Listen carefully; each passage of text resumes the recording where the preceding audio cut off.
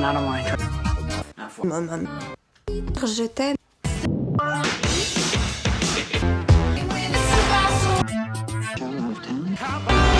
Dress up in.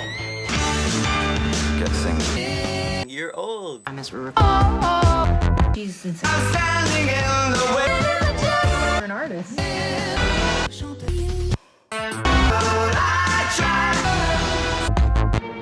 Donne du love. Rapport sexuel.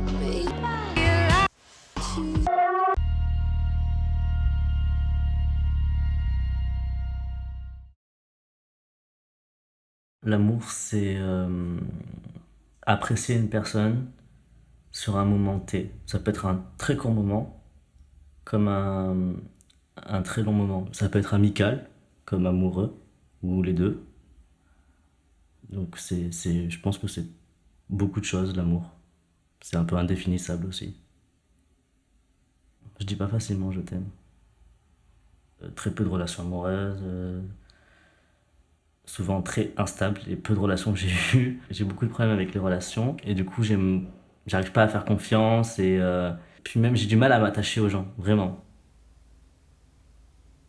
J'ai pas de préférence en fait. Je suis ouvert à tous, même si j'ai... En fait, c'est plus des étapes ou des moments où tu as des préférences. Genre en ce moment, je préfère les garçons, mais ça peut... Dans 6 mois, ça peut être les filles. Enfin, c'est vraiment des phases. J'ai pas de définition à ma sexualité et j'ai pas envie de me mettre dans une case, quoi. Ça sert un peu au langage quand même. C'est pas... Ça ne sert pas à rien, mais définir tout... absolument tout et ce qui n'est pas forcément définissable, c'est non, ça m'intéresse pas. C'est juste une histoire de langage pour se faire comprendre et pour être compris, c'est tout. Quand je rencontre quelqu'un, c'est d'abord une personnalité. Il y a certaines relations où j'ai complètement joué un rôle pendant longtemps et je me mettais dans ce rôle-là parce que ça lui convenait à cette personne-là. Parce que à ce moment-là, je pouvais pas faire autrement. Le rôle que la société m'avait donné. Quand t'es plus jeune, t'as du mal à savoir enfin, je dis un rôle maintenant parce que je sais que c'est un rôle. Mais à l'époque, je savais pas que je jouais un rôle. Je pensais que c'était vrai et que en fait, j'étais vraiment comme ça et qu'il fallait vraiment être comme ça pour plaire à la personne. Mais au final, je me suis dit... Enfin, avec le recul, tu te dis, j'ai fait ça pour lui plaire alors que maintenant, je considère qu'il faut pas faire quelque chose pour plaire. Il faut être toi-même et c'est comme ça qu'on plaît. Dans ma première relation, je sais exactement, enfin, je sais que je jouais le rôle de la copine de cette fille, alors que je savais pertinemment à cette époque, j'avais 14-15, j'ai su à ce moment-là précis, en débutant cette relation, que j'étais un garçon, et que j'étais un garçon dans un corps de fille.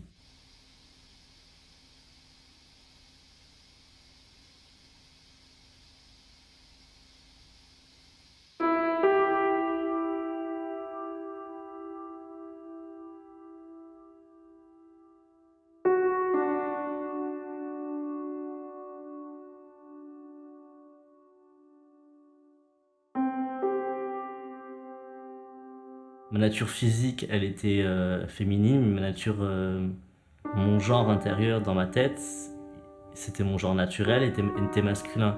Et il fallait bien trouver un équilibre là-dedans. Le seul moyen pour moi de rester naturel, d'être naturel à 100%, dirons-nous, c'était de changer mon corps. Et pour que les deux soient en phase et qu'il n'y a pas d'opposition entre le corps et l'esprit.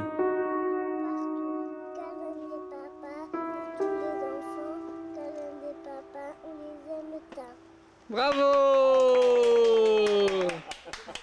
C'est bien ma chérie. Salut à tous, aujourd'hui on est le 18 juin, mardi 18 juin, et c'est ma première vidéo. J'étais mal dans ma peau, je cherchais tout le temps à changer de style, à trouver un moment où j'étais vraiment bien. Enfin, plein de souvenirs d'enfance où je me disais, en fait, genre d'un coup ça a fait un flashback où tu te dis, waouh, en fait j'ai vécu tout ça à cause de ça, enfin à cause de ma transidentité et que du coup, ben, en fait, peut-être que je suis trans, quoi. C'est dur à encaisser parce que tu commences à te renseigner sur ça et tu te dis, waouh, il y a plein d'étapes, c'est ultra complexe. Est-ce que tu te dis simplement, mes parents ils vont dire quoi? Tu commences à te renseigner, tu vois qu'il y a des opérations, qu'il faut attendre d'avoir 18 ans, que c'est super long, que tu dois avoir des psys, et tu te dis waouh, c'est énorme, est-ce que j'ai vraiment besoin de ça? Et du coup, tu te questionnes, tu fais des listes de pour et de contre, et ça, tu te dis, quand t'as 15-16 ans, c'est compliqué de, de dire bon, ben, je sacrifie ça, quoi, pour être dans un bon corps, dans un corps qui me convient. Ça impliquait énormément de choses, et pas que moi, ça impliquait les proches. Parce que à 15 ans, tu te dis, bon, je suis mal, mais est-ce que dans 3 ans, je serai peut-être mieux? Et je me suis dit, si à mes 18 ans, ça va pas mieux et c'est pire, là, je penserais à commencer une transition. Et c'est ce qui s'est passé. Sinon, ce que j'espère vraiment, toi, futur Malo, comment es-tu maintenant dans ton corps et comment vis-tu les hormones, si tu as pris des hormones, ça y est. Franchement, je t'envie. À bientôt. Alors, si on voulait savoir le sexe, on serait ennuyé parce que là, il y a le cordon qui vient là avec 3 petits traits parallèles. Vous avez 2 jambes là. Et 3 petits traits parallèles, c'est le cordon là. Et vous voyez que vous vouliez savoir peut-être. Ouais. Ma mère, après l'avoir annoncé ma transition, elle a dit qu'elle n'était pas d'accord. Clairement, elle m'a dit non, mais ça m'a choqué, c'était trop dur à entendre. Puis je veux pas que tu fasses cette transition, on a des problèmes de santé, c'est trop compliqué, je peux pas. Elle m'a dit je peux pas. J'ai arrêté d'en parler, j'ai laissé 6 mois. Et puis 6 mois après, elle m'a parlé et elle m'a dit je comprends un peu mieux, mais je sais pas si je pourrais l'accepter. Elle m'a jamais parlé au masculin. Enfin, encore aujourd'hui, hein.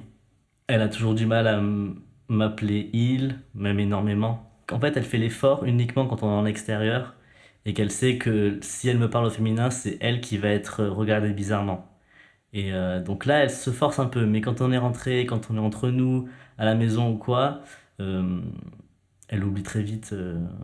Elle m'appelle par mon prénom féminin et tout, donc... Bon, je parierais sur une fille quand même. Et qu'est-ce qui vous fait dire ça? Rien. C'est justement rien qui me fait dire ça.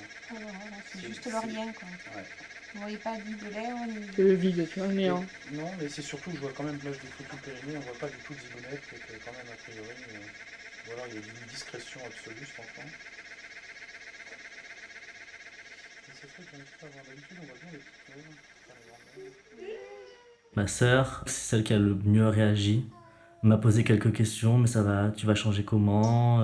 Comment ça se passe? Mais elle m'a dit ça me fait bizarre, mais t'as toujours été comme ça, donc ça me choque pas plus que ça. Et maintenant, je suis son frère et puis c'est tout, quoi.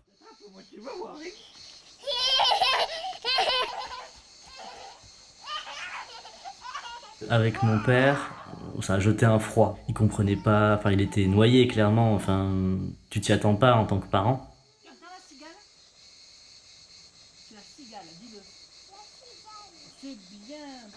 Il a pas envie que je fasse cette transition, mais je pense qu'il comprend que il pourra rien y faire et que de toute façon je suis déjà trop indépendant pour avoir un poids sur moi. La première année, c'était compliqué d'avaler la pilule, de se dire clairement, c'est un deuil d'enfant et de se dire, maintenant j'ai un fils, quoi. Tu peux les ouvrir, Mallory. Alors, qui c'est qui t'a amené les cadeaux? Le Papa Noël? Et comment ça se fait qu'il t'a amené les cadeaux la nuit? Parce que c'était trop tard. La nuit, quand je me suis couchée, il voulait pas parce que c'était trop tard. Alors il a fait la nuit. Ah bon? Non, c'est pas ton frère. Et qu'est-ce que c'est ce truc?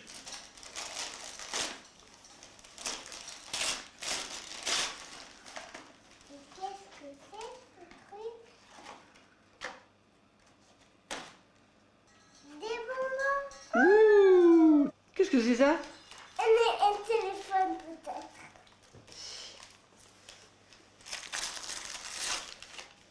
Et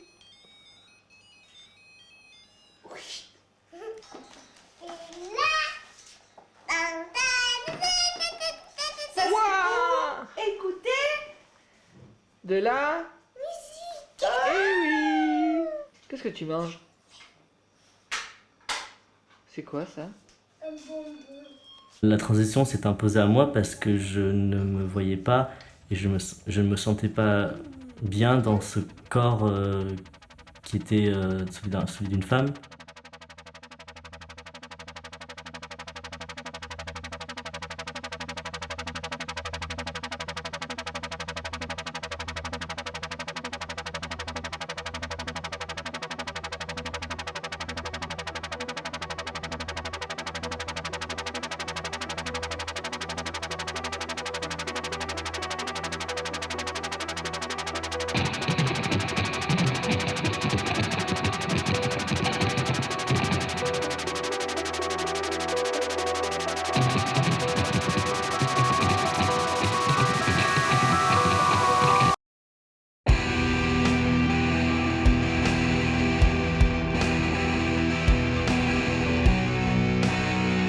C'est pas mon corps, il me bloque, il m'empêche beaucoup de choses, je me sens pas à l'aise dedans et j'ai l'impression qu'il m'appartient pas. T'as des parties de ton corps qui te disent c'est pas à moi, c'est là, mais c'est pas mon corps.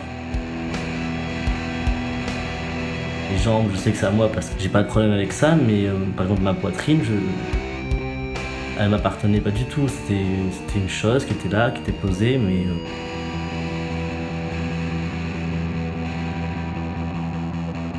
c'est vraiment une relation au corps, c'est pas une relation tellement à la société, c'est d'abord le corps qui te dérange et tu te dis mais c'est pas...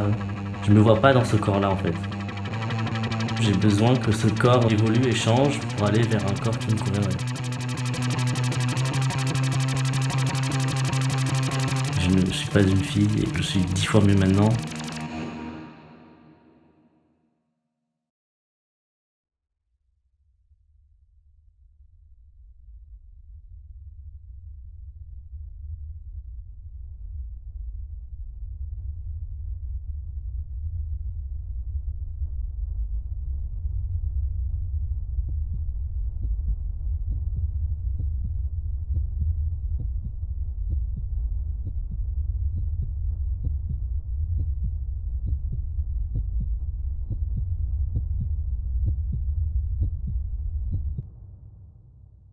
Avant ma transition, oui, j'étais effacé, mais je pense que ça me plaisait parce que j'avais pas envie d'être vu non plus.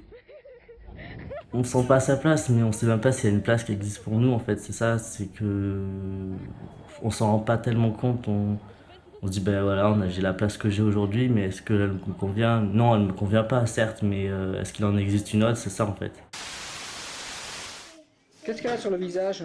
Le maquillage. Ah. Ça, c'est une truffe, Et ça, c'est une feuille. une feuille. Et on va la manger. On va la manger. Et moi, Oui.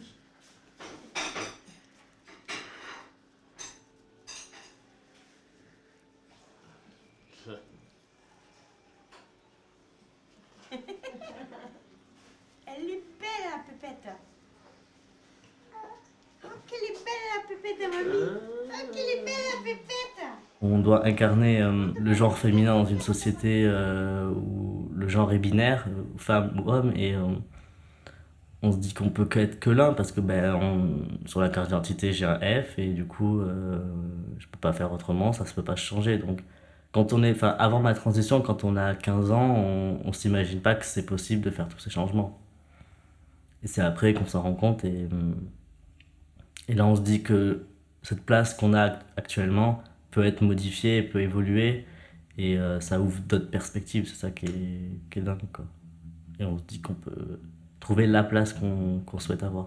Dans la dernière, j'avais dit que je voulais commencer la thé.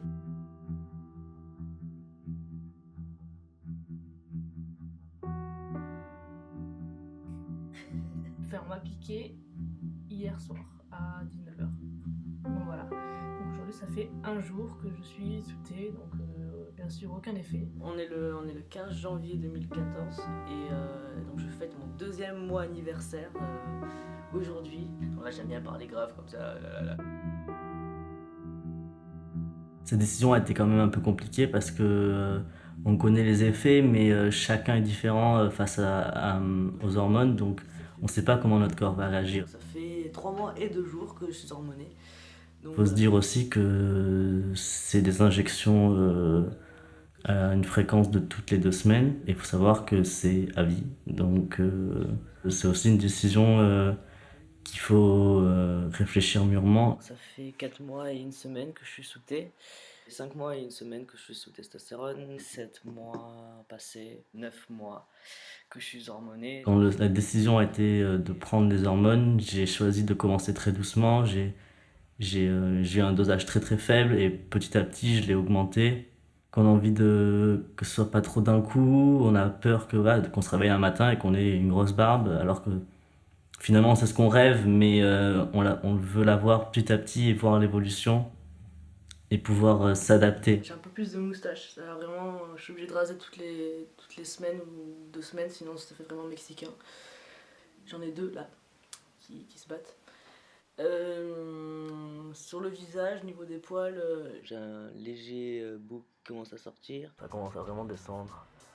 Et sur les joues, ça commence à revenir là. Salut à tous, aujourd'hui on est le 6 juillet 2014 et donc je suis à 12 heures avant l'opération, donc pré-op. Quand j'ai pu me faire opérer du torse il y a 2 ans déjà, j'ai choisi quand même un médecin qui me convenait. J'ai vu plusieurs chirurgiens pour être certain du résultat, parce que c'est quand même l'opération, enfin le changement pour moi qui est le plus important.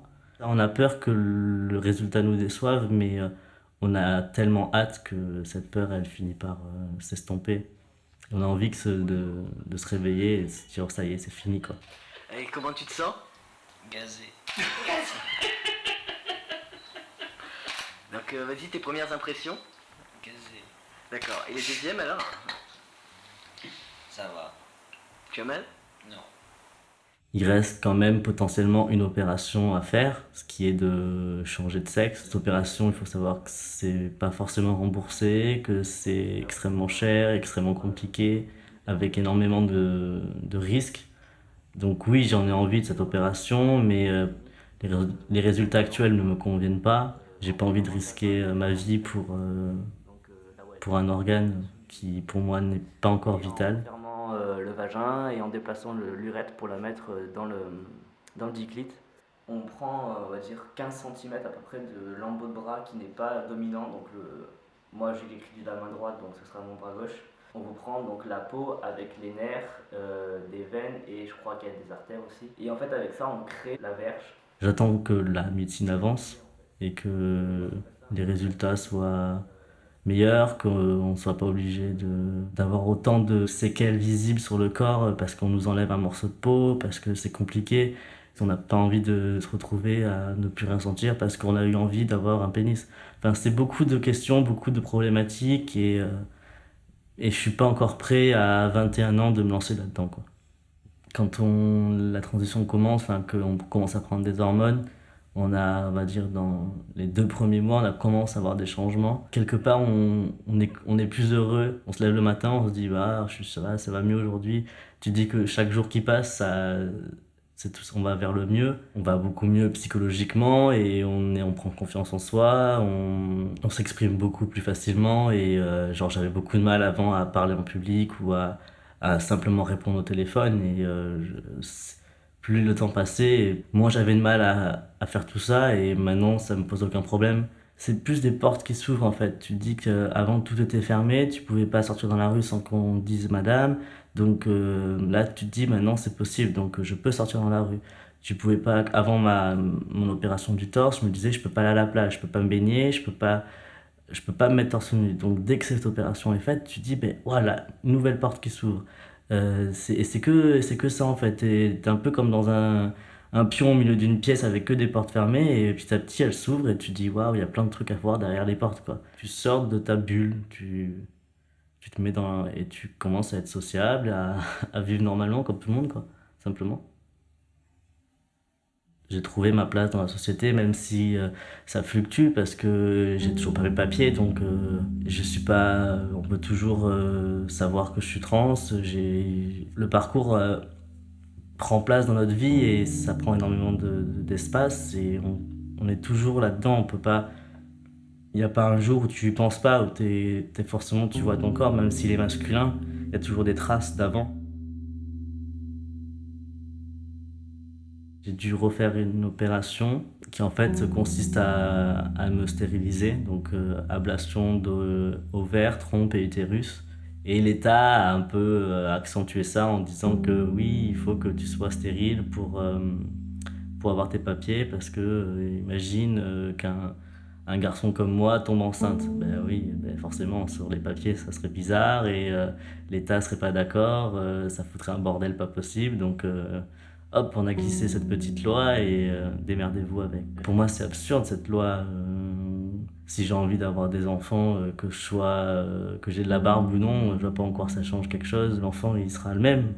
Et il n'y aura pas de problème, lui n'aura pas de problème. C'est la société qui refuse de voir ça et d'accepter ça. Donc ça touche à beaucoup de choses et je pense que l'État a un peu peur de se mouiller la chemise en acceptant ça. Le féminin et le masculin, enfin, ces deux mots, pour moi, n'ont aucune signification, aucune définition claire. Personnellement, j'en ai pas et je me situe pas. Je dirais que j'ai un pourcentage de féminin, de ce que la société appelle féminin, et un autre pourcentage de masculin. Je suis pas 100% masculin, 100% féminin. C'est plus ça l'histoire du corps, l'histoire de comment je me sens dans ma peau, que l'histoire d'incarner le père ou la mère dans une relation. Petit oiseau à la volette vient te percher dessus mon doigt. Que je te dise à la volette un grand secret, rien que pour toi. La plus jolie fée de la terre, c'est ma maman à moi. Petit oiseau à la volette pour te dire cet essai pour moi. Bravo! Bien!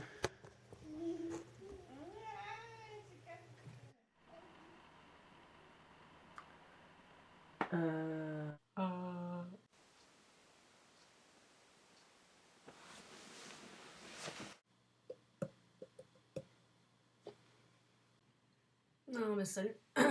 Aujourd'hui on est samedi. On est samedi. Ouais. Plus de batterie. Hello. Rien de nouveau.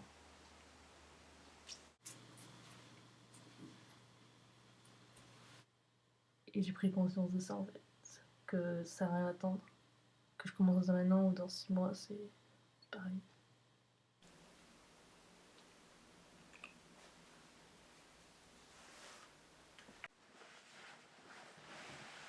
Quand je dois entamer une quelconque relation ou quelque part je dois me mettre à nu, j'ai toujours le flip que la personne, ça ne lui convienne pas. Et quand tu es un garçon gay, tu as envie d'un autre garçon gay qui a une bite. Enfin, c'est compliqué, il faut tomber sur une personne bisexuelle mais qui accepte. Enfin, c'est vraiment la galère pour trouver quelqu'un qui accepte réellement le corps que j'ai actuellement. Et j'ai beaucoup aussi de personnes qui sont curieuses et vous trouvez quelqu'un qui n'est pas curieux, qui a envie d'être avec moi pour ce que je suis et pas parce que je suis quelqu'un de différent, qui a un corps différent. Ah, j'aimerais bien tester, j'ai jamais testé.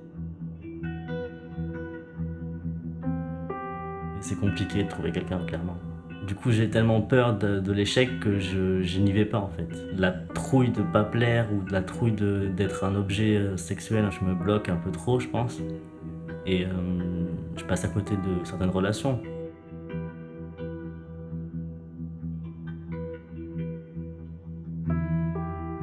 Ça fait pas très longtemps au final que j'ai commencé ma transition, donc j'ai besoin de prendre confiance en moi là-dessus. Ça sera plus long, je pense, que le reste de mon corps, mais ça finira bien par y arriver.